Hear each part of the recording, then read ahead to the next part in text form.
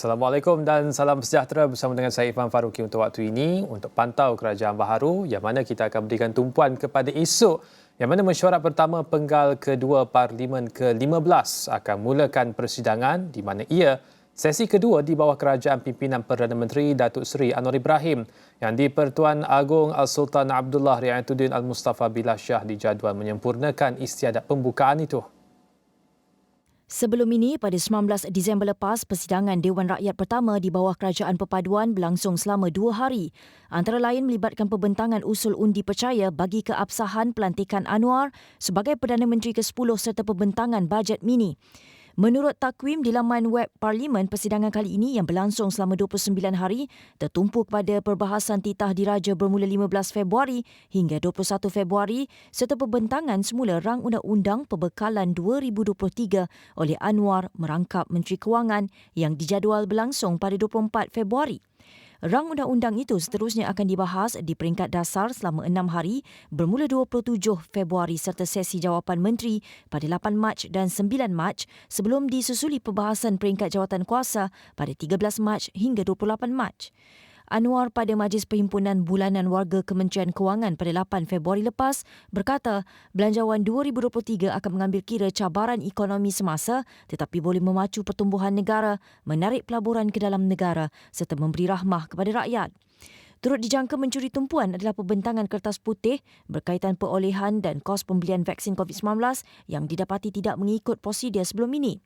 Selain itu, kertas putih mengenai kes batu putih turut dijangka dibentangkan untuk tindakan selanjutnya disediakan oleh Menteri di Jabatan Perdana Menteri, Undang-Undang dan Reformasi Institusi, Datuk Seri Azalina Osman Said.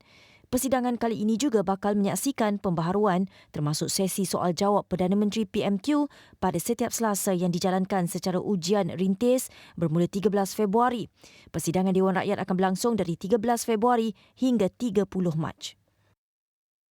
Untuk persidangan penggal kedua Parlimen kali ini ada banyak perkara yang besar seperti mana kita maklumkan bahawa ada istiadat pembukaan Parlimen oleh Seri Paduka Baginda Pertuan Agong, kemudian pembentangan belanjawan 2023 dan juga pembentangan kertas putih kos berkenaan dengan vaksin COVID-19. Tapi kita tumpukan dahulu kepada persoalan pertama berkenaan dengan titah Seri Paduka Baginda Pertuan Agong. Di dalam talian ketika ini, Dr. Taufik Yaakob, penganalisis politik Universiti Malaya. Doktor, kita mulakan dahulu berkenaan dengan agenda ataupun aturan mesyuarat esok berkenaan dengan titah Seri Paduka Baginda Pertuan Agong yang mana kita tahu ia akan memberikan satu gambaran besar berkenaan dengan landasan kerajaan ketika ini.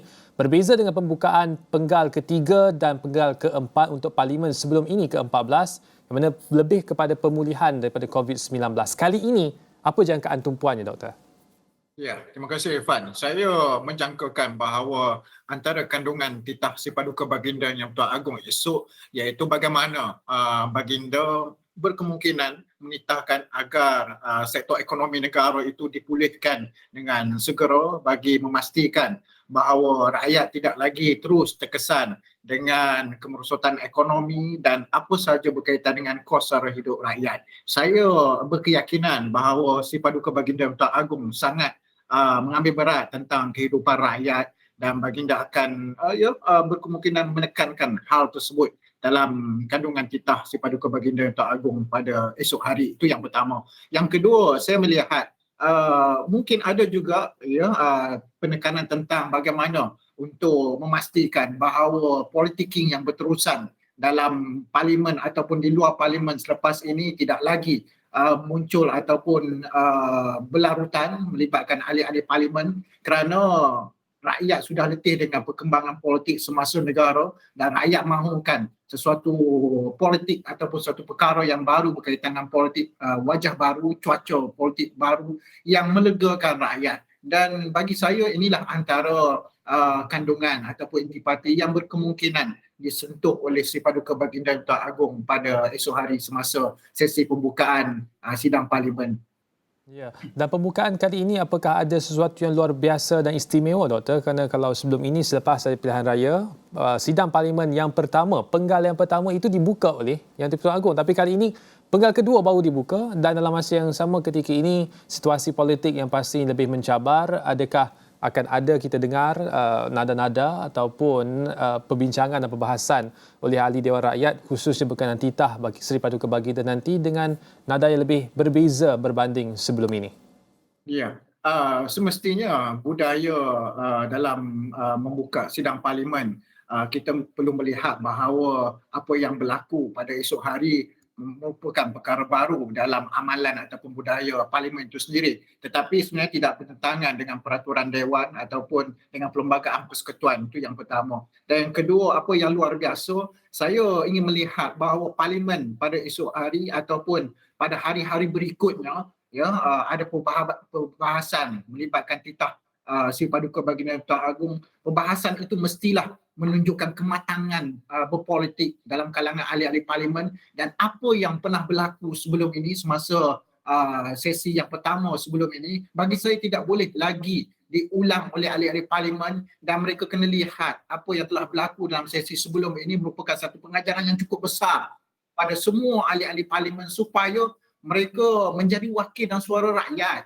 bukan hiruk pikuk, menjerit dan kemudiannya memaki antara satu sama lain. Bagi saya itu tidak wajar dilakukan oleh mana-mana ahli parlimen dalam sesi kali ini, kerana mereka perlu bekerja untuk rakyat. Mereka perlu memastikan bahawa suara mereka itu dapat didengari oleh kerajaan, dan rakyat sebenarnya menanti dan tertunggu-tunggu sesuatu perkara yang dibahaskan ataupun hujah yang diketengahkan semasa sesi sidang itu, hujah yang bernas, hujah yang mematangkan ahli-ahli parlimen. Kerana kita parlimen bukan lagi parlimen kelas 3 ataupun parlimen dunia ketiga, tetapi kita ingin menuju ke arah satu tahap parlimen yang begitu membanggakan, dan ahli-ahli parlimen kita berbahas tentang kematangan bagaimana untuk menunjukkan bahawa mereka ini bukanlah calang-calang orang untuk dipilih sebagai ahli parlimen. Maka saya yakin sebenarnya kalau sesi sebelum ini dijadikan pengajaran besar kepada semua ahli-ahli parlimen,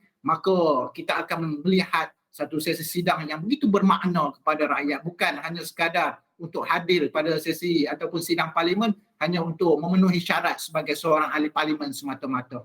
Ya, kematangan politik dan juga kematangan dalam perbahasan pastinya tertumpu kepada keupayaan dan kredibiliti yang dipertua Dewan Rakyat untuk mengawal ahli-ahli Dewan Rakyat khususnya dan juga wakil rakyat.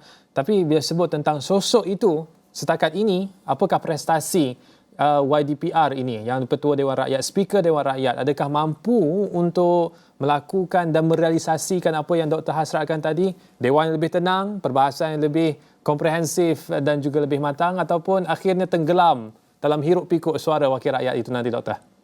Saya lihat siapa pun menjadi Speaker Dewan Rakyat, mereka ini akan mengalami sakit jiwa kerana begitu tertekan dengan sikap-sikap ahli parlimen, dan kemudiannya perlu mengawal ahli-ahli parlimen supaya tidak melanggar peraturan, kemudiannya perlu bersikap adil sebagai seorang speaker, dan cabaran itu begitu besar kepada Datuk Johari Abdul sebagai seorang speaker, kerana beliau bukan sahaja perlu menenangkan ahli-ahli parlimen daripada blok pembangkang, tetapi juga kita lihat sebenarnya ada beberapa ahli parlimen daripada blok kerajaan juga mempunyai sikap yang begitu vokal ketika berbahas ataupun berhujah. Jadi bagi saya ini merupakan satu kesukaran yang luar biasa perlu dihadapi oleh Datuk Johari Abdul, tetapi saya lihat apa sahaja cabaran, apa sahaja halangan sebagai mengendalikan sebagai Speaker Dewan Rakyat, beliau mestilah dilihat sebagai adil untuk melaksanakan tugas sebagai speaker,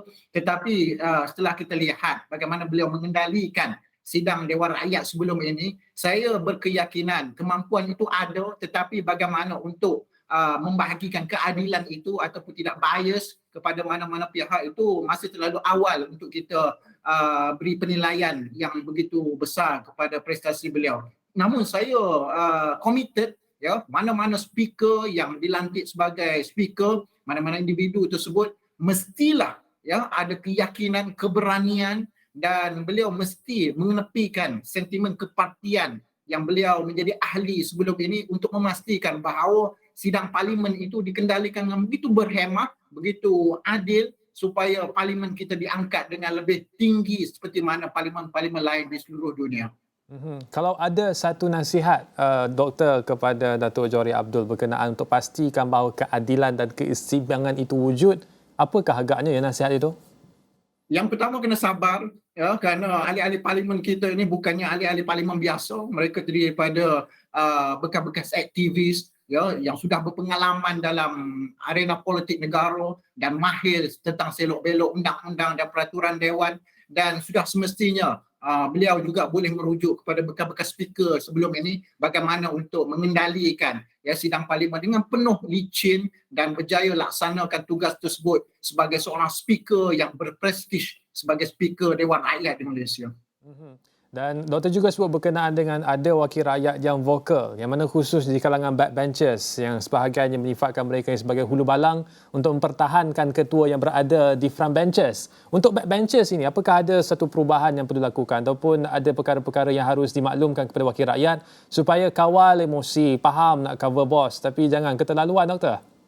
Ya, jadi backbenchers ini berpada-padalah kalau nak backup ataupun untuk membantu bos-bos mereka di front benches itu mestilah ya berasas, dan pada waktu yang sama janganlah keluarkan semua sikap yang tidak terlalu baik itu sebanyak mungkin, kerana sebagai ahli parlimen mereka juga perlu menjaga tata tertib dan mereka juga perlu menjaga imej sebagai seorang ahli parlimen. Kalau nak bodek pun biarlah bodek setakat yang mampu ataupun bodek itu tidak dilihat oleh kerajaan sebagai luar daripada kebiasaan sebagai seorang ahli parlimen, kerana dalam parlimen kita sebenarnya berkhidmat kepada rakyat ya. Sentimen kepartian itu mungkin ada dalam Dewan Rakyat, tetapi janganlah sampai kita memalukan diri kita sebagai seorang ahli parlimen, dan ketua backbenchers kena nasihatkan setiap ahli parlimen mereka bahawa parlimen kali ini merupakan parlimen yang sedang diperhatikan oleh rakyat. Rakyat menilai setiap perkataan yang dikeluarkan daripada mulut setiap ahli parlimen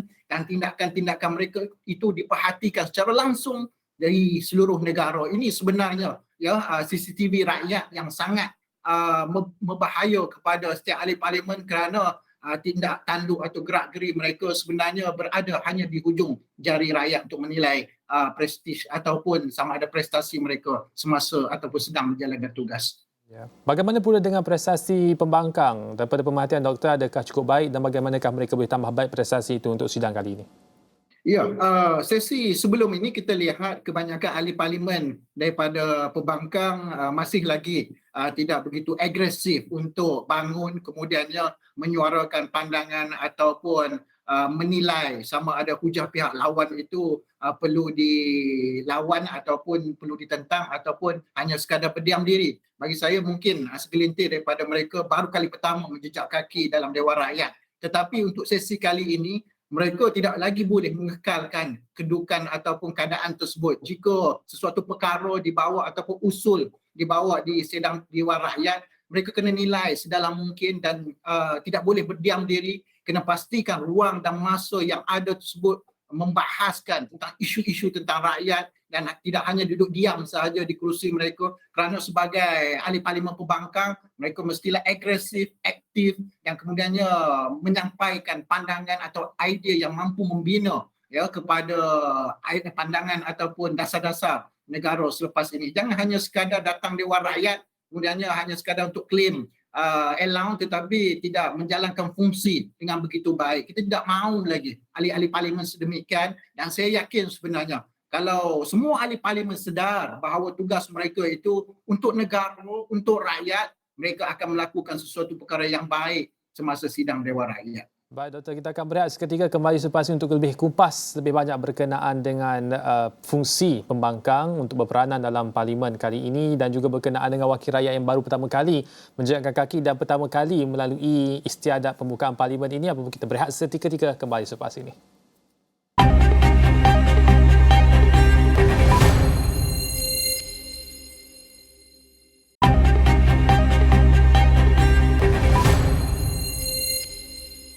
Kembali dalam pantau kerajaan baharu, Speaker Dewan Rakyat Datuk Johari Abdul mencadangkan dan akan melaksanakan PMQ ataupun Prime Minister Question yang mana akan Perdana Menteri akan menjawab soalan-soalan daripada seluruh ahli Dewan pada hari Selasa akan dimulakan dalam Parlimen kali ini. Tapi selain daripada itu, Lim Kit Siang juga mencadangkan supaya adanya Opposition Day. Bersama-sama ketika ini, Dr. Taufik Yaakob, penganalisis politik Universiti Malaya. Dr. Cadangan Lim Kit Siang hari ini yang menyatakan bahawa harus ada Opposition Day yang mana sudah pun lama diamalkan di United Kingdom, bagaimana ia boleh diaplikasikan dalam konteks Dewan Rakyat negara kita dan bagaimana ia sebenarnya boleh menjadi satu mekanisme efektif untuk mengangkat suara pembangkang? Saya mahu lihat cadangan-cadangan yang baik kepada Dewan Rakyat ini dilaksanakan segera, kerana inilah menggambarkan bahawa kita bergerak ke arah proses pendemokrasian dan kita merealisasikan slogan demokrasi ataupun pendemokrasian yang kita laung-laungkan di negara kita sebelum ini.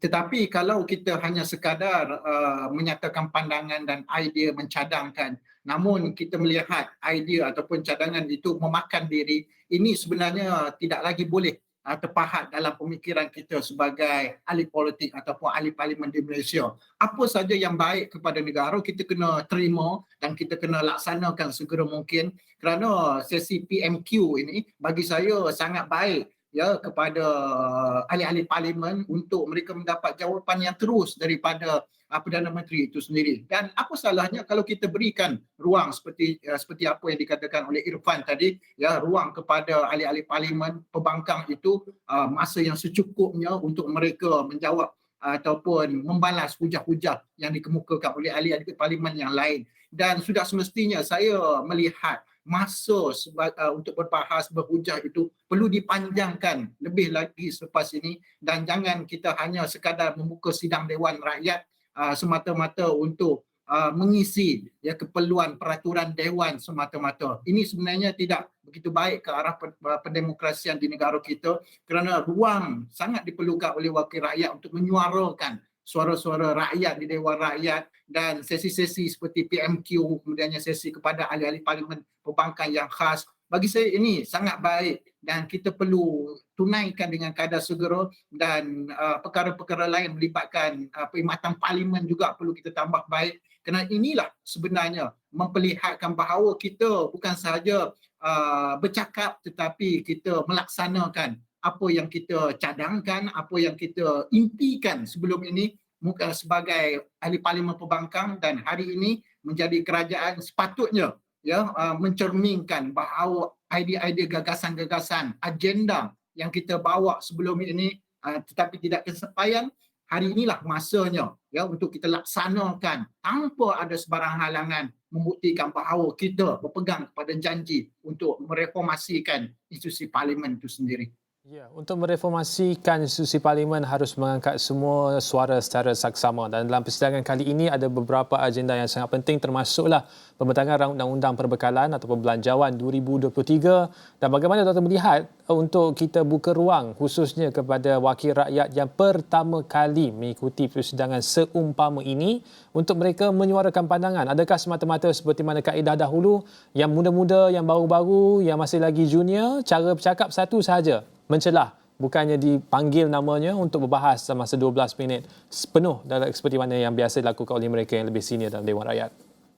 Bagi saya perlu diperbaiki, kerana sebagai seorang ahli parlimen, kita masuk di Dewan Rakyat hari ini bukan lagi masuk untuk kita belajar sebenarnya, tetapi masuk untuk kita berlari. Bukan masuk untuk kita belajar untuk merangkak ataupun berjalan, tetapi masuk untuk berlari, kerana rakyat memerlukan seorang ahli parlimen yang begitu cepat memahami peraturan-peraturan dewan, dan hak ataupun ruang kepada mereka itu diberikan seluas-luasnya, agar setiap permasalahan rakyat itu tidak hanya dilimitasikan kepada faktor masa, tetapi sebenarnya bagaimana untuk kita memperluaskan lagi peranan seorang ahli parlimen, bukan saja untuk berbahas, berhujah ataupun mencelah semata-mata, tetapi bagaimana peranan mereka dalam jawatan kuasa pilihan tetap dan jawatan kuasa lain yang sangat penting bagi menyuarakan suara rakyat. Saya menekankan tentang suara rakyat ini kerana apa? Kalau bukan ahli parlimen, siapa lagi yang nak mengetengahkan dan memperjuangkan kehidupan rakyat? Kerana kita tidak lagi boleh melihat tugas sebagai seorang ahli parlimen itu hanya individu yang berstatus elit dan hanya bergaya ke sana ke sini sebagai seorang YB, tetapi tidak. Mereka sebenarnya adalah hamba rakyat yang mesti bertugas 24 jam. Jika ada sidang Dewan Rakyat, mereka perlu tunaikan tugas mereka dengan sebaik mungkin, dan Dewan Rakyat perlu melihat bagaimana untuk meluaskan ataupun membanyakkan masa untuk mereka berbahas, berhujah kepada ahli-ahli parlimen, kerana ini sangat penting. kerana mereka ingin bawa sesuatu dasar, isu ataupun aduan rakyat itu dapat terus didengari oleh kerajaan secara bertentangan di Dewan Rakyat itu sendiri. Ya, menarik bila Doktor menyebut tentang peranan jawatankuasa pilihan khas. Yang mana kalau saya simak sebelah tadi di portal rasmi Parlimen Malaysia sedang dikemas kini. Kalau sebelum ini ada senarai penuh jawatankuasa pilihan khas tersebut, tapi manakala kita ada angka yang spesifik, kehadapan ini adakah wajar untuk ditambah lebih banyak jawatankuasa pilihan khas ini untuk memberikan peranan kepada lebih ramai ahli parlimen untuk proses pengubahan undang-undang di dalam rakyat? Ya, saya setuju jika jawatan kuasa pilihan khas ini diwujudkan dengan lebih banyak dan mengikut keperluan tentang apa yang dimahukan oleh rakyat dan bertepatan dengan isu-isu semasa yang berkaitan juga dengan rakyat. Dan ini kita dapat lihat bahawa tugas ahli Dewan Rakyat ataupun ahli parlimen itu semakin bertambah, bukan hanya sekadar untuk hadir berhujah ataupun bersidang di Dewan Rakyat, tetapi sebenarnya tugas mereka itu lebih besar ya dalam konteks menganggotai jawatan kuasa yang ditubuhkan oleh kerajaan. Sudah semestinya kita mahukan kepelbagaian pandangan, idea serta apa saja cadangan dalam sebuah jawatan kuasa yang ditubuhkan. Kerana bagi saya, jika kita mempelbagaikan kerencaman yang ada dalam jawatan kuasa itu, dapat kita harmonikan hubungan antara parti-parti politik yang ada Dewan Rakyat itu sendiri, bukan hanya didominasi oleh blok kerajaan semata-mata, tetapi pada waktu yang sama kita berikan ruang kepada ahli-ahli parlimen pembangkang untuk turut serta dalam mana-mana jawatan kuasa yang ditubuhkan bagi menjaga kepentingan rakyat. Saya yakin sebenarnya kalau kita melihat akan arah untuk mereformasikan parlimen ataupun apa saja peraturan ataupun praktik amalan budaya di parlimen, jika kita ada political will, kita mampu untuk melaksanakannya. Tapi kalau kita hanya ada hangat-hangat teh ayam ataupun angan-angan semata-mata, saya nampak kita akan terus mengekalkan budaya politik yang lama hanya berkisar tentang retorik politik semata-mata. Baik, Doktor, di minit akhir ini untuk merangkumkan perbincangan kita persoalan akhir ialah esok ketika istiadat pembukaan parlimen, apa yang wajar rakyat umum lakukan? Memerhatikan titah Seri Paduka Baginda ataupun melihat sosok-sosok politik dikagumi masing-masing ataupun apa yang perlu lakukan untuk pastikan esok ini boleh dinikmati oleh semua dan manfaatnya untuk semua, Doktor?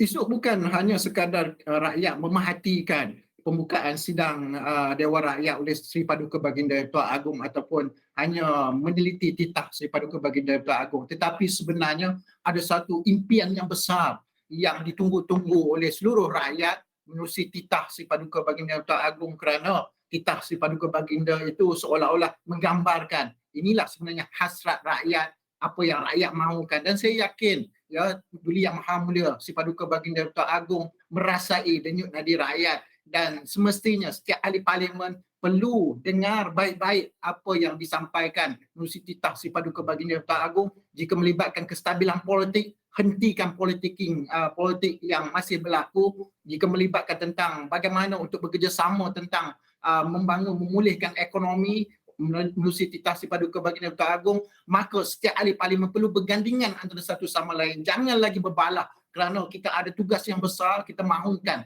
negara kita pulih dan kembali cemerlang di mata dunia selepas ini. Doktor pula akan ada di mana ya esok untuk pembukaan parlimen kali ini? Saya akan melihat daripada jauh kerana saya bukan seorang ahli parlimen, tetapi hari-hari berikutnya insya-Allah saya akan hadir dan mendengar sendiri sidang secara terus di Dewan Rakyat.